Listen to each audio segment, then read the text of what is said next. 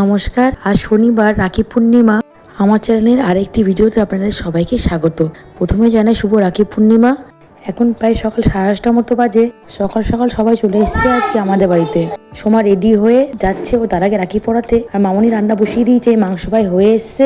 দেখো মাংসের কালারটা কত সুন্দর এসছে। বিনিও রেডি হয়ে সোমার সঙ্গে যাচ্ছে সোমাদের বাড়িতে।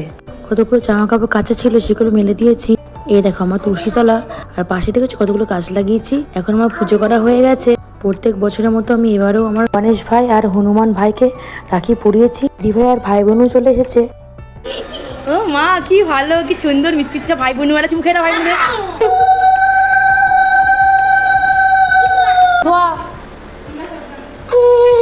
এই যে আরে দে ডালে লাল নিলে নীল।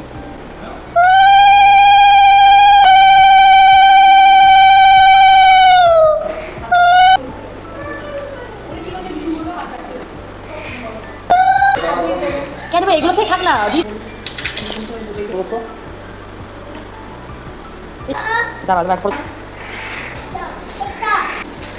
সবার রাখি পরা হয়ে গেছে। আমার ভাইয়ের খুব খিদে পেয়ে গেছে, তাই ও রাখি পরার পরই খেতে বসে গেছে। আজ দুপুরে মেনুতে রয়েছে বাসমতি চালের ভাত, কষা মুরগির মাংস, বেগুন ভাজা, স্যালাড আর মিষ্টি তো অবশ্যই আছে। বাড়ির সবচেয়ে বড় সদস্যরা এখন খেতে বসেছে। ওদের খাওয়া হতে আমরা সবাই এক একে খেয়ে নিলাম। তারপরে প্ল্যান হলো যে একটু রেস্ট নিয়ে যাওয়া হবে পার্কে ঘুরতে।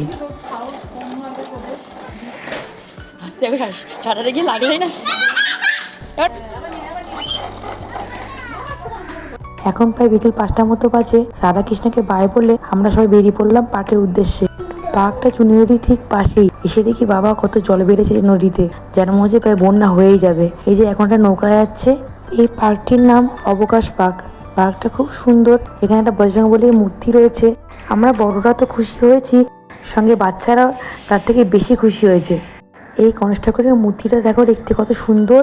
ভাই বোন তো একবার দোলনা চড়ছে, একবার স্লিপ চড়ছে, একবার ডলফিন চড়ছে। মানে ওরা তিনজন কি যে করবে ওরা বুঝে উঠতে পারছে না। এই যে এখন আমার গাড়িতে উঠেছে। তারপর সন্ধে হতেই আমরা চলে আসলাম বাড়িতে। আমাদের নতুন বাড়ি হওয়ার পর আমার জামাইবাবু প্রথম আমাদের বাড়িতে এসেছে। আজকের দিনটা আরো বেশি স্পেশাল হয়ে গেল।